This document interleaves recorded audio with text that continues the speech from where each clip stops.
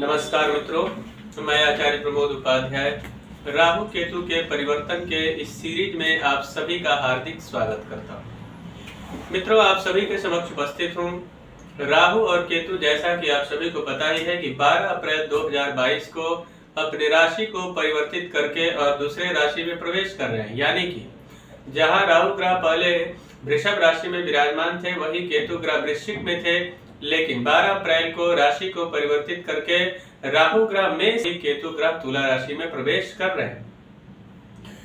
ये दोनों ही पाप ग्रह हमेशा वक्र गति से चलते हैं, लेकिन पाप ग्रह होने का अर्थ ये नहीं है या फिर वक्र गति के साथ चलने का अर्थ ये नहीं कि हमेशा ये नकारात्मक फल ही देंगे। यह जो दोनों ग्रह हैं, ये शून्य से शिखर तक पहुंचाने का कार्य भी करते हैं। जैसे लॉटरी, सट्टा और शेयर मार्केट में रातों रात रोडपति से करोड़पति बनाने का कार्य भी करते हैं। यह जो राशि परिवर्तन है, यह 1.5 वर्ष के लिए यानी कि 18 महीने के लिए राहु मेष राशि में रहेंगे और केतु ग्रह तुला राशि में रहेंगे। किस प्रकार का इनका फलाफल रहेगा आपके राशि पर, यह जानने के लिए आगे बढ़ते हैं और देखते हैं कि आज बात करेंगे धनु और मकर राशि वालों पर इनके राशि परिवर्तन का किस प्रकार का प्रभाव रहने वाला है।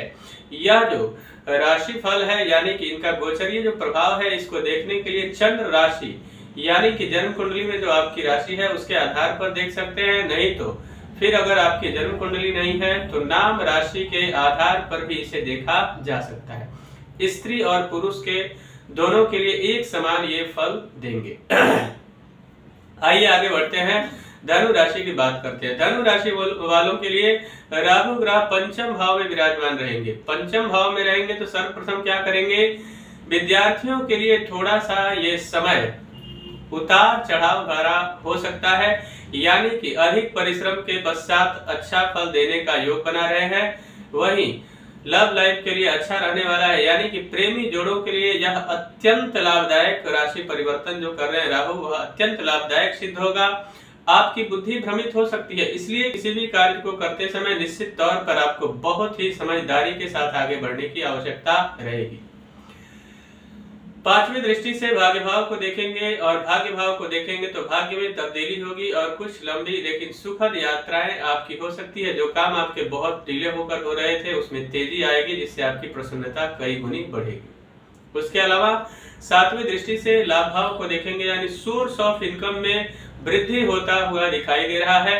जिस तरीके की कमाई आप पहले करते थे उससे अधिक आपकी कमाई बढ़ सकती है। उसके अलावा जो लोग नौकरी पेशा क्षेत्र में हैं उनके लिए इंक्रीमेंट का सुंदर योग यहाँ पर बनाएंगे और उसके साथ साथ नवी दृष्टि से लग्न को देखेंगे तो सेल्फ कॉन्फिडेंस यानी कि आत्मविश्वास को बढ़ाएंगे। लेकिन एक बात का ध्यान रखने की आवश्यकता रहेगी कि अति आत्मविश्वास यानी कि ओवर कॉन्फिडेंस में आके कोई ऐसा कार्य ना करें जिससे आपको नुकसान उठाना पड़े। अब आगे बढ़ते हैं, केतु ग्रह की बात कर लेते हैं। केतु ग्रह आपके एकादश भाव में रहेंगे तो लाभ की स्थिति को बेहतर तरीके से बढ़ाने का कार्य करेंगे, लेकिन एक्सपेंसेस को भी बढ़ा सकते हैं। इसलिए थोड़ा सा सावधानी पूर्वक खर्च पर नियंत्रण करते हुए आपको आगे बढ़ने की आवश्यकता रहेगी। अब उनकी जो सातवीं दृष्टि है वो थर्ड हाउस पर है, तो नए नए आपके जीवन के अंदर मौके प्रदान करेंगे। अब मौके प्रदान तो करेंगे, मौकों को पकड़ने के चक्कर में कहीं भाई बहनों से संबंध खराब ना हो जाए, इस बात का विशेष ख्याल रखने की आवश्यकता आपको रहेगी। उनकी जो सातवीं दृष्टि है वो पंचम भाव यानी फिफ्थ हाउस पर रहेगी, जिससे कि विद्यार्थियों के अध्ययन अध्यापन में रुचि को बढ़ाने का कार्य करेंगे। और वही उनकी जो नवी दृष्टि होगी वो सेवेंथ हाउस यानी सप्तम भाव पर रहेगी। तो जिन लोगों के विवाह में विलंब हो रहा था पहले, उनके विवाह के योग शीघ्रातिशीघ्र बनेंगे। वही पति पत्नी के बीच संबंधों में खटास आने की संभावनाएं बन सकती है, इसलिए दोनों मधुरता का परिचय देते हुए अपने जीवन को आगे बढ़ाएंगे तो अत्यंत लाभदायक होगा। उसके साथ साथ में व्यापारिक दृष्टिकोण से भी यह समय आपके लिए बहुत सारे नए नए मौके प्रदान करने वाला है, लेकिन पार्टनरशिप करते समय सावधानी बरतें। आगे बताऊंगा कि इनको और बेहतर कैसे बनाया जा सकता है। आगे बढ़ते हैं, बात करते हैं मकर राशि वालों के लिए यह परिवर्तन किस प्रकार का रहने वाला है। तो राहु ग्रह आपके जन्म राशि के आधार पर चतुर्थ भाव में विराजमान रहेंगे तो आपको सबसे पहले क्या करना है, माता जी के स्वास्थ्य का विशेष ख्याल रखना होगा, अन्यथा आपके परिवार की समस्याएं थोड़ी सी अधिक बढ़ सकती है। स्वास्थ्य को लेकर चिंतित है और वह कोई आपको भयावह समस्या दे सकती है, इसलिए ध्यान रखें। और अच्छी बात यह है कि आपके घर में खुशियां आ सकती है, भवन और वाहन यानी कि नए घर आपका बन सकता है, नई गाड़ी आपके घर में आ सकती है, जिससे खुशियां कई गुनी एक कंफर्टेबल और लैविश लाइफ आपको प्रदान कर सकते हैं। उसके अलावा जो लोग राजनीति के क्षेत्र से जुड़े हुए हैं उनके लिए बड़ा ही सुनहरा मौका राहु ग्रह प्रदान करने वाले हैं। उनकी जो 5वीं दृष्टि है वह अष्टम भाव पे रहेगी, तो जो लोग बीमा के क्षेत्र से, कम्युनिकेशंस के क्षेत्र से जुड़े हुए हैं उनके बड़ा ही सुनहरा मौका होगा और साथ साथ में अचानक लाभ का पूर्ण योग बनाएंगे।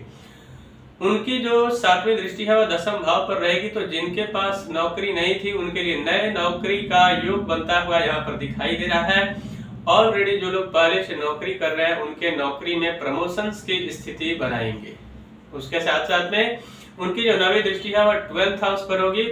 एक बात का विशेष ख्याल रखने की आवश्यकता रहेगी कि विदेश जाना चाहते हैं या फिर विदेश में आपका कोई व्यापार चल रहा है तो उसमें आपका ध्यान अत्यंत आवश्यक है। अगर आपने ध्यान ठीक से नहीं दिया तो सावधानी हटी और दुर्घटना घटी, वहां से आपको नुकसान के योग बन सकते हैं। कोई नई योजना अगर आप बना रहे हैं विदेश के लिए तो संभल कर बनाने की आवश्यकता रहेगी।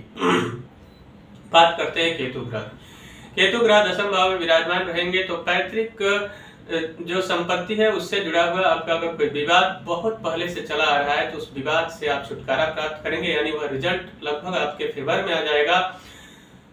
उसके साथ साथ में आपके जीवन में आरोप प्रत्यारोप का जो शिकार आप कहीं न कहीं होते चले जा रहे थे उससे आपको छुटकारा प्राप्त होगा। मान सम्मान पद प्रतिष्ठा में वृद्धि का योग माफ कीजिएगा केतु ग्रह बनाते हुए दिखाई दे रहा है। उनकी जो 5वीं दृष्टि है वह 2nd हाउस यानी कि द्वितीय भाव पर पड़ेगी, तो आपके घर में जमीन जायदाद से जुड़ा हुआ कोई समस्या जो काफी लंबे अरसे से चल रहा था, किसी व्यक्ति के मध्यस्थता के जरिए उसको सुलझाया जा सकता है।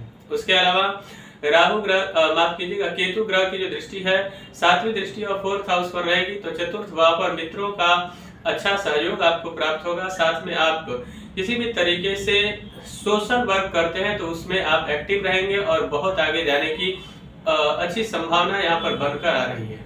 उसके साथ साथ में केतु ग्रह की जो 9वीं दृष्टि है वह 6th हाउस पर रहेगी, तो अगर आपने किसी प्रकार का कर्ज लिया है तो उस कर्ज को चुकाने में आप सक्षम और आप कर्ज लेना चाहते हैं तो आपको मिलेगा आसानी से। शत्रुओं का प्रभाव अधिक हो सकता है प्रारंभ में, लेकिन बाद में जाकर देखा जाए तो शत्रु आपके पराजित होंगे और आपके जीवन में खुशियां प्राप्त होने वाली है। मित्रों, इस फल को और बेहतर करने के लिए क्या करना चाहिए आपको? सोमवार एवं बुधवार के दिन आपको कच्चे दूध में जल और शक्कर मिश्रित करके भगवान शिव के लिंग पर चढ़ाना चाहिए और ओम नमः शिवाय मंत्र का जप करना चाहिए, या फिर महामृत्युंजय मंत्र का जप करने से आपके जीवन में आने वाली समस्त बाधाएं नष्ट हो जाएंगी और राहु केतु का दुष्प्रभाव समाप्त होगा। अच्छे फल आपको प्राप्त होंगे, आपके जीवन में खुशियां ही खुशियां मिलेंगी। मित्रों, मुझे आशा है कि मेरा यह कार्यक्रम आप सभी को पसंद आया होगा। मेरा एक निवेदन है कि अगर अभी तक हमारे चैनल को आपने सब्सक्राइब नहीं किया है तो कृपया चैनल को सब्सक्राइब करें, वीडियो को अधिक से अधिक लाइक और शेयर करें, बेल आइकन को दबाएं जिससे नई नई जानकारी आप तक पहुंचती रहे। तब तक के लिए इजाजत दीजिए, नमस्कार।